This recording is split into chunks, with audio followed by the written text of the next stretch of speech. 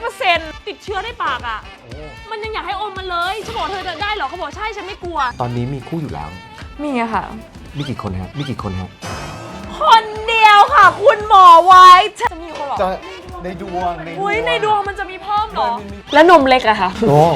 โอ้ยหมอไปไม่ถูกนะคะหมอดูไม่ถูกฝ่ายจะแทนเกี่ยวกับเรื่องของกรรมเก่าฝ่ายโดนตีกีจนตายเหรอ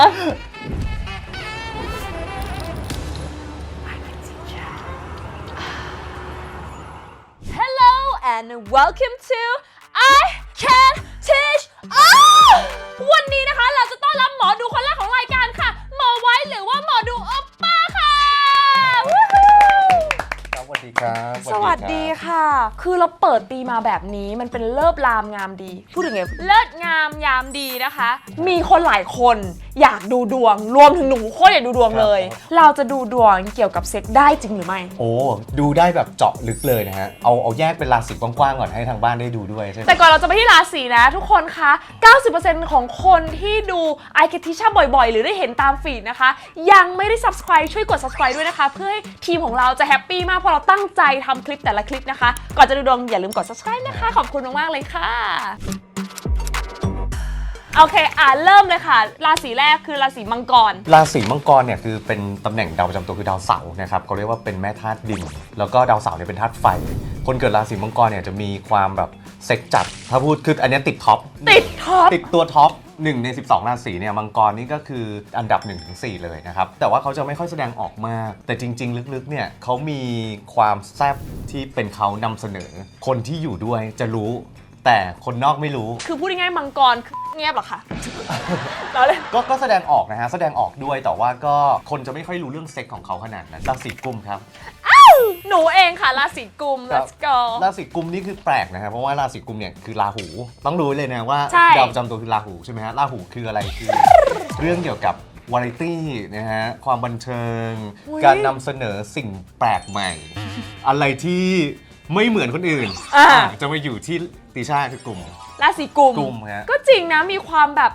ลองอะไรใหม่ๆมีความแบบเอนเตอร์เทนสูงนะถูกฮะหนูนึกว่าหนูเล่นละครวันๆใช่ครับถัดไปราศีมีนหนูก็เป็นราศีมีนเหมือนกันราศีมีนนะฮะแต่ราศีมีนนี่คือเขาเป็นราศีสุดท้ายในทั้ง12ราศี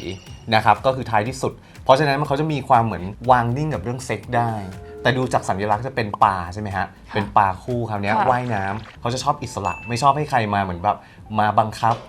แม้แต่เรื่องเซ็กก็ตามถ้ามาบังคับเขาอาจจะไม่ชอบเขาชอบให้ปล่อยให้เป็นความราบรื่นเมษเนี่ยคือเป็นราศีที่แม่ธาตุไฟในตำแหน่งลัคนานะฮะก็คือเป็นราศีที่เป็นดาวอังคารด้วยแล้วก็พลังแรง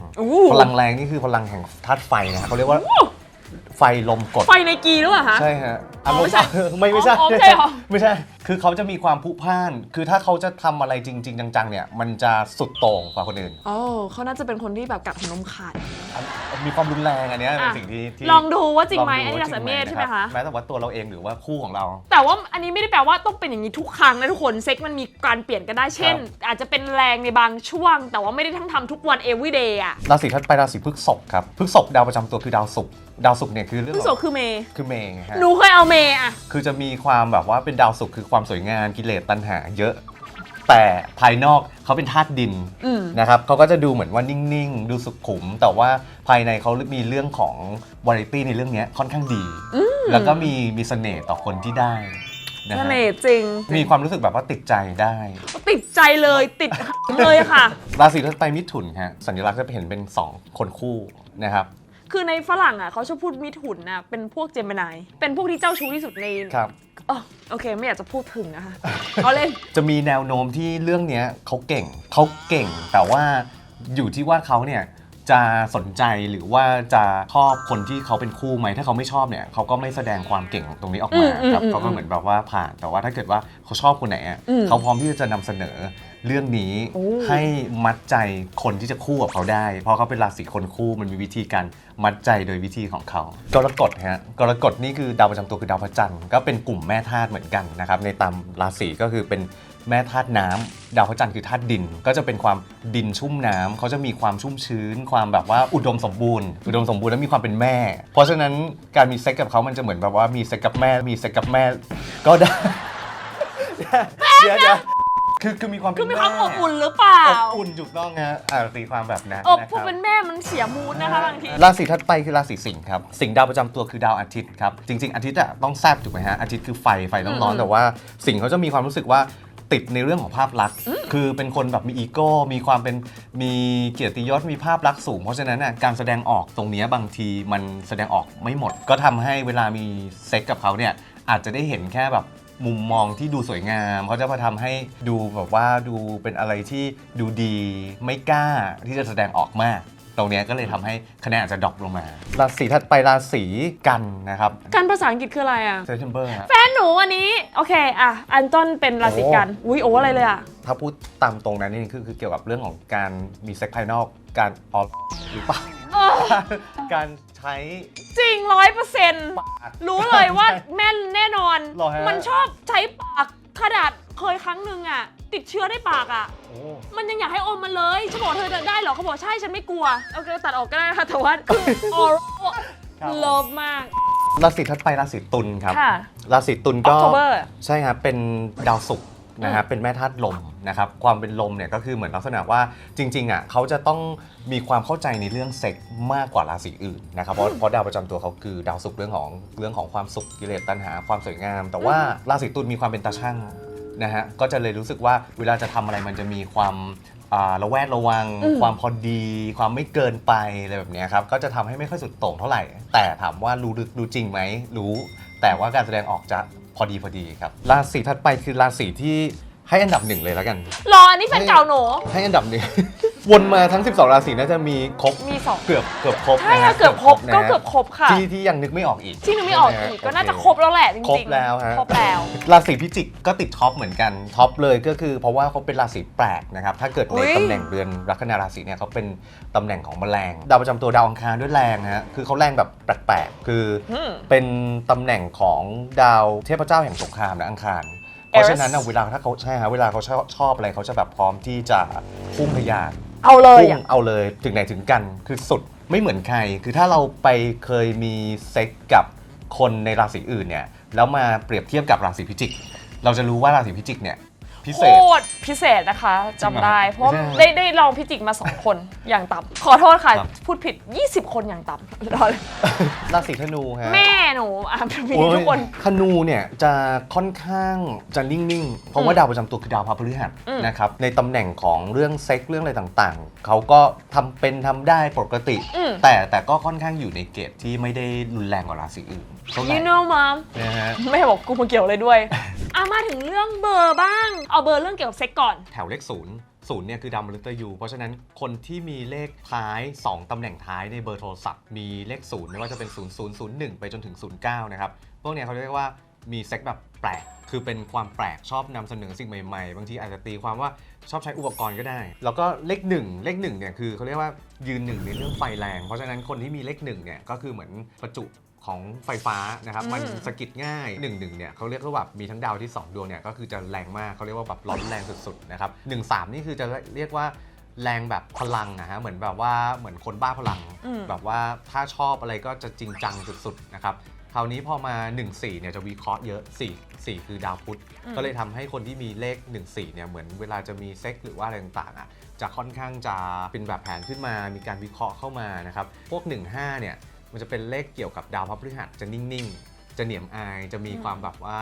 ปณีประนอมไม่ค่อยแสดงออกเท่าไหร่อะไรแบบนี้ครับ16จะเป็นพวกธาตุไฟสูงอันนี้ก็คือจะแบบลีลาดีลีลาเด็ดเป็นแบบ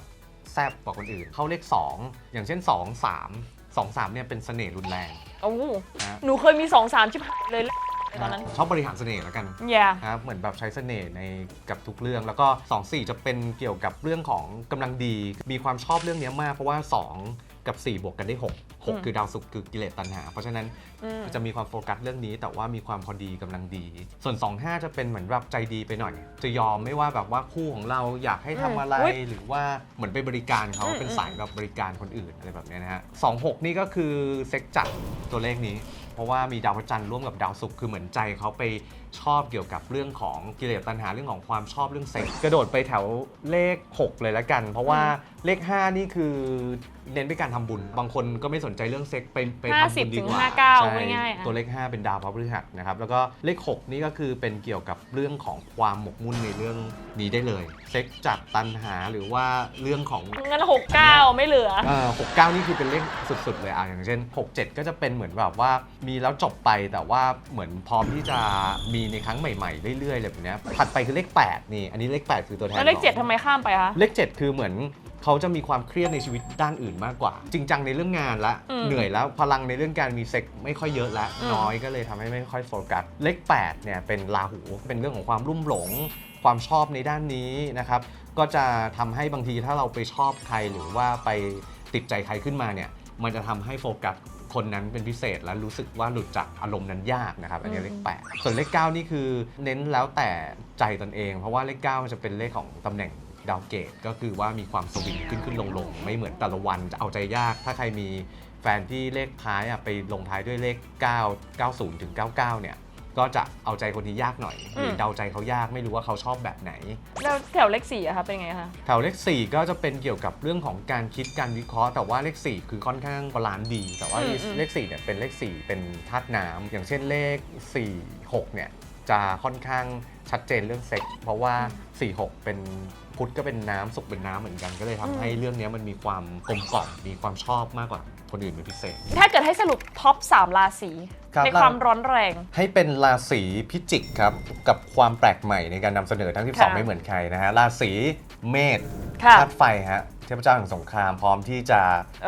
ลุยสุดโต่งครับแล้วก็ราศีมิถุนครับคนคู่แล้วก็โทษนะฮะลืมราศีกุมให้4เลยได้ไหมฮะเพราะว่ามันเป็นความแปลกในแต่ละมุม Fun factตำรานรลักษ์กับการทำนายนิสัยเซ็กส์ตำรานรลักษ์เป็นตำราดูโง่เฮงที่พระมหามนเทียนแปลจากต้นฉบับจากภาษาจีนโดยสินแสที่มีชื่อเสียงในรัชกาลที่ 1สามารถทำนายนิสัยของผู้คนผ่านลักษณะอวัยวะองค์ประกอบต่างๆของร่างกายท่วงท่าการเดินรวมไปถึงทำนายชีวิตคู่และเซ็กส์ผ่านไฝอวัยวะเพศและลักษณะเต้านมได้เช่นหากผู้ชายมีไฝที่ปลายอวัยวะเพศจะเป็นคนพราวเสน่ห์ชอบเรื่องเซ็กส์แต่ต้องคอยระวังเรื่องการเป็นมือที่3ส่วนผู้หญิงหากมีไฝที่ปากช่องคลอดจะเป็นคนมีเสน่ห์ต่อเพศตรงข้ามแถมยังชอบบริหารเสน่ห์ตัวเองและถ้าดูที่เต้านมคนที่มีนมใหญ่ปลายอวบหัวนมแหลมจะเป็นคนที่มีความต้องการทางเพศมากกว่าปกติทุกวันนี้โลกยกว่าตำรานี้เป็นวิทยาศาสตร์เทียมเนื่องจากไม่มีที่มาที่ไปว่าทำไมลักษณะต่างๆจึงทำให้ผู้คนมีนิสัยแตกต่างกันแต่ยังไงก็ตามก็ยังมีหลายคนเชื่อในเรื่องนี้และให้ความสำคัญกับเรื่องนี้ไม่น้อยเช่นกันค่ะจริงไหมที่ดูดวงในขณะที่แบบว่ามองตา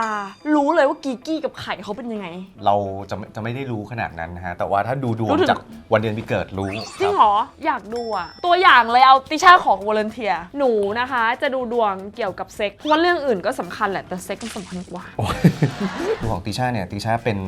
ราศีกุมนะครับลัคนาก็เป็นกุมด้วยคราวนี้มันจะดับเบิลนะในเรื่องความแปลกอ่ะเราก็เลยจะมีความไม่เหมือนใครอย่างมากอ่ะมันจะมีความนำเสนอเพราะฉะนั้นใครที่เคยมีอะไรกับติช่าจะคอมเมนต์มานะฮะโอ้ยอย่านะคะมันจะเต็มคอมเมนต์ไปอย่ามานะคะ get away นะคะ go away ห้ามนะคะห้ามคอมเมนต์ใครเคยเอาติช่าห้ามคอมเมนต์พูดอย่างนี้คือโอ้โหทั้ง12ราศีเมื่อกี้ที่โดนพูดใช่ก็มาคอมเมนต์เลยไม่ไหวนะคะเราต้องให้พี่แฟนคลับคอมเมนต์นะคะก็คืออาทิตย์เนี่ยคือธาตุไฟ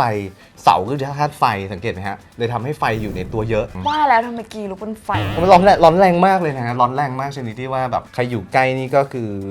กลางปีนะครับราหูจะย้ายแล้วมีอิทธิพลสูงสุดในรอบ18ปีในรอบ18ปีจะมีความโดดเด่นในเรื่องของหน้าที่การงานเตรียมตัวจะดังมากๆเลยนะคะก็สปอนเซอร์รีบเข้านะคะเพราะไม่งั้นจะรายการมันจะป๊อปปูล่าสุดๆเลยอะค่ะแล้วคู่อะเรื่องคู่จะมีความโดดเด่นมากตอนนี้มีคู่อยู่แล้วมีอะค่ะมีกี่คนฮะคนเดียวค่ะคุณหมอไว้จะมีคนหรอในดวงในดวงมันจะมีเพิ่มหรอมันมีความซับซ้อนบางอย่างเดือนที่ดีมากๆของเรื่องคู่ไปตกเดือนเมษายนจะได้อะไรดีๆจากคู่หรือเขาอาจจะให้เขามีอะไรดีให้เรายกเว้นหำเขาอะค่ะให้อะไรเราได้ไหมฮะไม่รู้เลยค่ะไม่อยากได้เลยยกเว้นความรักครับผมเขาคงให้ความรักเรามากประมาณหลังวันเกิด3 เดือนจะได้เงินก้อนใหญ่คือเงินก้อนใหญ่กว่าในรอบหลายๆปีลองดูนะฮะเดือนพฤษภาคมว่ามีแนวโน้มว่าได้ไหมแล้วเดี๋ยวผมบอกโอเคครับ ได้ยินมาว่าหมอไว้เนี่ยเคยได้เคสที่คนส่งรูปลับมาให้มาดูดวง มีทุกแบบแต่จะชอบส่งมาตอนกลางคืน แป๊บเดียวนะคุณหมอไว้หนูว่าอย่างอื่นละ ผมดูดวงตอนกลางคืนด้วยนะ เพราะว่าเรามีลูกค้าแบบ ทำไมหน้าดูเป็นคนไม่ดีเลยจากมาดูดีแล้วเนี่ย อยากให้เราดูดวงเฉพาะส่วนเนี้ยมันดูจากอวัยวะเพศได้ไหมถ้ามันดูได้เนี่ย เขาอ่อย ให้ คุณ หน่ แหละ ฉันรู้แหละ เออ แล้วจะถามต่อไปคือแล้วแข็งไหมตอนดูดวงอะ ไม่ได้รู้สึกเลย คุณหมอไม่มีอารมณ์แล้วเหรอคะ มัน ตอน เห็ ดู น ด เยว ง อะถ้าพูดตามตรงคือเห็นเยอะคือในอินบ็อกซ์เราก็จะรู้แบบเดี๋ยวก็มีคนส่งมาบางทีเราก็เปิดเห็นใช่ไหมฮะว่า แล้วมันดูได้ไหมคำถามต่อไป น่าจะมีคนที่คิดศาสตร์ใหม่ๆอ่ะและเขาดูได้หรือว่าไปอ้างอิงแบบตำราเก่าๆโบราณอะ อืม มันก็พอดูได้ คนที่มีไฝที่กีเป็นคนเซ็กจัด ฝ่ายจะแทนเกี่ยวกับเรื่องของกรรมเก่า หรือเขาเรียกว่าฝ่าย โดนตีกีจนตายเหรอ คือพอมันมีฝ่ายในจุดไหนอ่ะมันจะแสดงอิทธิพลในจุดนั้น มันเป็นกรรมดีก็ได้ กรรมไม่ดีก็ได้ อ๋อกรรมมันคือการกระทำ กรรมคือการกระท เออ ำครับมันมีการกระทำที่เกิดขึ้นตรงจุดนั้นเป็นพิเศษ เพราะฉะนั้นพอมันมีฝ่ายที่จุดนี้ ไม่จริงนะคะหนูไม่มีไฝที่กีนะคะ จุดที่เซนซิทีฟก็ได้ซอกคอหน้าอกใต้ราวนมอะไรแบบเนี้ยครับ ช่วยดูให้หน่อยได้ไหมคะนี่ ฮะ สมมติว่านี่หนูจะไปเอาออกหนูควรเอาออกไหมมันจะมีผลต่อดวงไหม ถ้าเท้าอ่ะไม่ดีคือหมายถึงเท้าเลยนะ เขาบอกเดินทางบ่อยจริงไหมคะ เดินทางบ่อยกำไปอยู่ที่ตรงช่วงขาก็คือการกระทำมันก็จะ อุ๊ยไม่มี กี่วกับ เลย การ ไม่มีเลย ต่างๆครับ ไม่มีเลยมีกรรมสวย แต่พอไปอยู่ตรงนี้มันก็เกี่ยวกับการเดินทางนะฮะมันก็ยังเกี่ยวกับจังหวะการเดินใช่ไหมก็มีการเดินทางบ่อย ถ้าเกิดสมมติแฟนเราเซ็กจืด เราสามารถไปสักเพิ่มอะไรที่มันเพิ่มเซ็กได้ไหม มันจะค่อนข้างแตกต่าง อืม เพราะว่าการที่มีโดยธรรมชาติอ่ะมันบอกว่าสายเกิดจากกรรมใช่ไหมมันเกิดจากการที่เราเคยมีวาสนาอะไรต่างๆเนี่ยมันเกิดขึ้นมา ค่ะ แต่ถ้าไปสักเพิ่มอ่ะมันก็ไม่ได้ช่วยอะไร แต่ว่ามันไม่ได้เป็นฟิลเดียวกับมาธรรมชาติ ครับผม ถ้าเกิดอยากได้แล้ว psychology รู้สึกดีก็สักไปเลย แต่ว่า ใช่ ในทางมันไม่ได้มาธรรมชาติ อันเนี้ย ครับ ก็บอกว่ามันคือการสัก แล้วถ้าเกิดเป็นพวกสักปากล่ะคุณหมอแบบเสริมห่วงจุ้ย โง่เฮงไง โงเฮง อันนี้มันเกี่ยวกับเรื่องศัลยกรรมเพิ่มนะ พอสักปากอ่ะมันเหมือนปากเราสวยขึ้น อืม ปากเรา หน้าจูบขึ้น ใช่ หน้าพูดขึ้นหน้าฟัง ใช่เหมือนแบบพอใส่ฝอปุ๊บเนี่ยเขาปากนูนๆสวยๆมันก็ทำให้มีเสน่ห์ต่อผู้ชายใช่ไหมครับเพราะฉะนั้นมันก็เป็นกฎแรงดึงดูด มันก็ทำให้ดึงดูดคนเข้ามา เพราะฉะนั้น อ๋อ สักตรงจุดที่มันแบบสามารถเปลี่ยนรูปร่างเราได้อ่ะมันมีผลตรงโงเฮง แล้วนมเล็กอะคะ โอ้ โอ้ยหมอ เออ ไปไม่ถูกนะคะหมอดูไปไม่ถูกนมด้านซ้ายจะใหญ่กว่านมด้านขวา จริง ๆ พอไปถึงตรง แต่หน้าคือรีแอคชั่นนั่นคือที่สุดเลยคือไฮไลท์ได้เลย จริง ๆ ผู้หญิงอ่ะควรหน้าอก มีหน่อย คนมีคือมันเป็นลักษณะกายภาพที่ดีสำหรับ ที่ดึงดูดอ่ะ ที่ พูดง่ายๆอ่ะ แล้วก็ universal แล้วก็ช่วยในเรื่องของผู้ชายด้วยมันเหมือนว่าดึงดูดผู้ชายแล้วก็ช่วยซัพพอร์ตผู้ชายได้ดี ถ้าสมมติว่า กูไม่มีอะไรซัพพอร์ตเลยพวกกูดิ ผู้หญิงมีหน้าอกที่สวยเนี่ยเหมือนเขาจะเลือกเป็นคู่ที่แบบว่าตามโบราณนะก็คือเหมือนแบบว่าเหมาะเป็นภรรยาที่ดีเป็นสีภรรยาเหมาะกับการที่จะใช้ชีวิตคู่ หมอดูปกติเขาดูดวงให้ตัวเองไหม สำหรับผมว่าผมดูประจำครับ ประจำคือเท่าไหร่แบบ คือ บ่อยแค่ไหน ถ้าสมมติว่าดูทุกวันก็ดูนะ เพราะว่าเก็บสถิติเรื่อยๆครับมันก็อยากรู้ว่าวันนี้เราจะเจอกับอะไรจะทำอะไรอะไรแบบเนี้ยฮะ อืม ก่อนที่จะมานี่ก็ดูเหมือนกัน ดูแล้วว่ายังไงเป็นดราม่าขึ้นควรมาหรือไม่ควรมารายการนี้ดีอย่างเงี้ยคะอยากจะรู้ว่าก่อนที่คุณหมอจะไปรู้จักใครอ่ะหรือว่าคนที่เข้ามาในชีวิตเช่น ครับ เป็น ผม คู่ ครับ อย่างเงี้ยดูดวงเขาไหมคะหรือว่าดูโงเฮงเขาไหมคือสำคัญสำหรับเราไหม ดูนะฮะเพราะถ้าสมมติว่าผิวเผินเรายังไม่ได้รู้สึกว่าอยากจะทำความรู้จักกับเขามากเนี่ยเราไม่ได้ดูหรอกแต่ถ้าสมมติว่าเราสนใจเขาอะเราก็ต้องดูว่าแบบเข้ากับเราได้ไหมมันเหมาะไหมอะไรแบบเนี้ยครับดูครับ โอ้ ครับ ก็ดูจริงๆเนาะ เรามาด้านนี้จริงๆแล้วเราก็รู้สึกว่าเราชอบไงเราก็เลยรู้สึกว่าเราก็ให้กับด้านนี้ไปเลยว่าน้ำหนักตรงเรื่องดวงเนี่ยมันก็มีผล ดวงเขาแย่สมมติเขาจะเกิดอุบัติเหตุอะไรเงี้ยเราจะบอกเขาไหมอะคือคนส่วนมากอยากฟังแต่เรื่องดี ถ้ามันเสียในหลาย ๆ จุด อย่างเช่นดาวประจำตัวเสียกระทบอุบัติเหตุอีกเนี่ยเราก็บอกไปเลยว่าในช่วงนี้ต้องระวังเกี่ยวกับเรื่องของอุบัติเหตุ ก็ให้เขาไปทำบุญมันก็จะมีวิธีการส่งเสริมในเรื่องบุญต่างๆครับก็บอกไปตามตรง แต่บางคนก็อาจจะไม่ได้เกิดอุบัติเหตุร้ายแรง แต่มันกลายแบบรถเสีย ๆรถเสียก็นับเป็นอุบัติเหตุหรือว่าเดินแล้วล้มแล้วถลอกก็เป็นอุบัติเหตุได้ ก็มีบางทีอ่ะเวลาหมอดูก็ค่อนข้างจะเครียดเหมือนกัน เพราะว่าเวลาเราทายว่าจะเลิกปุ๊บเนี่ยมันไม่ได้อ่ะ มันดูเหมือนเขากลัวจะเป็นศัตรูกับเราไปเลย ใช่ หรือไม่อยากมาดูเลย เตรียมที่จะมีเรื่องกับเราแล้ว เราก็จะเริ่มบอกว่าแบบมันจะมีอะไรบางอย่างที่เกี่ยวกับเรื่องคนนะ แต่ถ้าคนที่เขาไม่ได้จริงๆเขาจะบอกมีด้วยเหรอคุณหมอแบบบางคนเขาแบบใส่เรากลับมาเลยว่าเขาเป็นแพนิคเป็นซึมเศร้านะ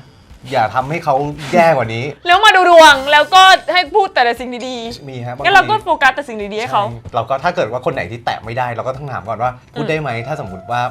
เขาสื่อสารแบบว่าไม่อยากให้เราพูดเราก็ โอเคแล้วการเป็นหมอดูมันมีการวางตัวยังไงจริงๆการวางตัวนี่ก็ไปตามปกติเลยเพราะว่าเราก็ทำงานกับทางด้านนี้แต่ว่ามันต้องมีความน่าเชื่อถือนะครับเพราะว่าคนที่เขาจะคุยกับเราเนี่ยเขาจะคาดหวังในสิ่งที่จะได้คำตอบจากเราก็สิ่งสำคัญคือเรื่องของความน่าเชื่อถือตอนคุณหมอไว้เรียนดูดวงอะมีพระทักว่าจะตายคือเราชอบเรื่องดวงแล้วเราไปเรียนดูดวงกับพระอาจารย์ใช่ไหมครับพอเรียนได้3 วันเนี่ยพระอาจารย์ก็บอกว่าวันนี้จะขอบอกความจริงที่จะเกิดขึ้นกับคุณแล้วก็บอกอธิบายบอกว่าดวงคุณมันเป็นแบบนี้นะดวงตกเรือนมรณะดวงถึงคาดในปีนี้คุณจะเสียชีวิตในปีนี้เลยยิ่งไปกว่านั้นบอกว่าจะโดนฆาตกรรมหั่นศพตายอะไรประมาณนี้เริ่มกลัวเริ่มรู้สึกแพนิคก็เลยเรียนเพิ่มจนให้มันรู้มากขึ้นศึกษาให้มันมากขึ้นครับมันผ่านปีนั้นไปมันไม่เป็นไรครับไม่ได้ตายจริงๆเรื่องดวงมันทายได้หลายมุมนะคือเราจะไปทายคนว่าตายเลยมันไม่ได้อะดวงตกมรณะต้องไปยุ่งเกี่ยวกับสิ่งใหม่มีการเปลี่ยนอาชีพใหม่ไปทำนายดวงทำเกี่ยวกับชีวิตของคนเพราะว่าเรื่องของหมอดูครับมันคือการทักทายทำนายชีวิตคนมันก็คือตกเรือนมรณะแบบนั้นใช่ครับใครโดนทักแรงๆคุณหมอว่าเราควรจะ manage ยังไงคะต้องไม่ตกใจแล้วเราต้องคิดว่ามันยังไม่ได้เป็นจริงเสมอนะครับแล้วก็ตั้งหลักถ้าเกิดว่าทักไม่ดีบางทีเราไม่ต้องเชื่อก็ได้นะผมว่ามันดูแบบถ้าโอเวอร์ไปอย่างเช่นทักเราว่าตายคนเรามันจะตายวันไหนก็คือวันนั้นถ้าเราต้องไปนั่งรอนับวันว่าจะตายภายในนี้มันยิ่งเครียดใช่ไหมฮะเพราะฉะนั้นการรับมือก็คือว่าไม่ต้องสนใจฝากคนดูที่เป็นสายมูหน่อยได้ไหมคะถ้าเกิดมีอะไรฝากตรงนี้ได้เลยค่ะฝากทุกท่านนะที่ดูแล้วนะครับก็โปรดใช้วิจารณญาณนะครับในการรับชมนะฮะยังไงก็ขออภัยด้วยนะครับมันก็คือทุกคนพอฟังมันแล้วแต่เซนส์และความเชื่อของตัวเองด้วยนะเราไม่ได้มานั่งฟอร์สใครว่าต้องเชื่อแบบนี้ exactly เพราะฉะนั้นมันเป็น discussion ที่สนุกและเคารพกันได้สามารถคอมเมนต์ได้เรื่องของเซ็กของแต่ละราศีว่าจริงไหมแฟนเราเป็นอย่างนี้อะไรยังไงนะคะสามารถคอมเมนต์ได้แล้วก็ฝากไปติดตามคุณหมอดูไว้ด้วยนะคะคุณหมอดูโอป้ามีช่องการติดตามยังไงคะบอกหน่อยไปติดตามที่เพจ YGWell ครับชื่อ YGWell นะฮะข้างบนนะฮะติดตามนะครับในเพจ Facebook IG นะครับผมแล้วถ้าเกิดอยากดูดวงล่ะคะไปทางไหนได้ก็ไปนี่เลยทางนี้ฮะก็เป็นทาง Line แอดนะครับผม YGWell ครับผม@YGWell ครับนี่นะคะใครอยากดูนะคะกับคุณหมอหล่อแบบนี้นะคะคุณหมอดูหล่อแบบนี้นะคะไปดูตรงนี้ได้เลยนะคะแล้วก็ก่อนจากกันไปนะคะทุกคนหลายคนดูรายการจะผ่านๆหรือขึ้นฟีดของคุณหมอเหมือนกันใช่ไหมขึ้นฟีดมาให้ดูตลอดแล้วเราตั้งใจคือโปรดักชันกว่ามันจะออกมาได้ทุกคนเราใช้ทั้งความเหนื่อยเม็ดเหงื่อเงินหลายๆอย่างนะคะก็อยากให้มันออกมาดีอยากให้คนชอบแหละเพราะฉะนั้นเนี่ยเป็นการช่วยซัพพอร์ตเรากลับมานะคะช่วยกด subscribe ให้หน่อยเกือบถึง1 ล้าน subscriber แล้วนะคะกดให้หน่อยนะคะทางทีมเราจะดีใจมากๆแล้วยิ่งเรามีคน subscribe เยอะๆเราก็ยิ่งทำคอนเทนต์ดีๆอย่างนี้ออกมาได้เรื่อยๆนะคะขอบคุณมากๆเลยค่ะ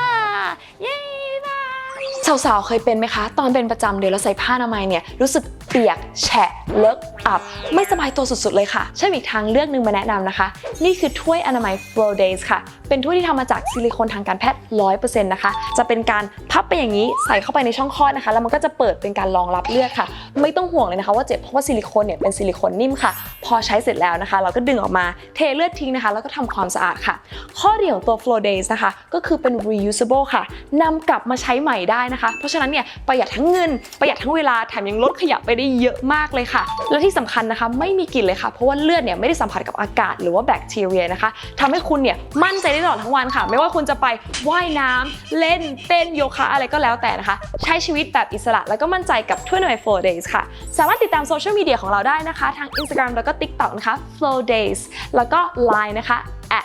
@Flow Days เว็บไซต์ค่ะ myflowdays.com Flow Days live with confidence ถ้าเกิดสมมุติว่าอยู่บ้านแล้วมีคอนโดและเราไม่มีห้องพระแล้วเรามีพระอยู่ในห้องเรามีเซ็กดีหรือไม่ดีหรือเราควรหันพระไปทางอื่นไม่บาปแต่ความรู้สึกเราจะบาปเองโอเคเข้าใจคือถ้าเกิดเราไม่คิดถึงเราไม่ได้อันนี้มันก็จะไม่รู้สึกบาปคือบาปมันคือ feeling ด้วยบางทีเช่นถ้าเกิดสมมุติว่าเธอล้มแล้วไปชนคุณหมอแล้วคุณหมอเจ็บแต่เธอไม่ตั้งใจความรู้สึกบาปไม่เหมือนกันนะกับเราตั้งใจไปผลักเขาเพราะฉะนั้นคำตอบคือไม่บาปแต่ตามหลักฮวงจุ้ยจริงๆก็ควรเปลี่ยนครับจุดตำแหน่งที่เราจะวางสิ่งที่เคารพของศักดิ์สิทธิ์เนี่ยเราก็ควรจะเลือกมุมที่สง่างามหรือว่าแบบว่าไปอยู่ในจุดที่ไม่กระทบกับสิ่งที่จะเป็นแบบกิเลสตัณหาก็ได้เนาะอันมุมนั้นก็คือจะได้แยกโซนไปแต่ว่าเข้าใจว่าบางทีห้องเล็กเราก็ไม่ใช่มันไม่สามารถจะไปหาโอเคแต่ว่าถ้าเกิดใจยูโอเคแล้วยูโฟกัสที่เซ็กอย่างเดียวไม่ต้องไปนั่งคิดอะไรเยอะก็โอเค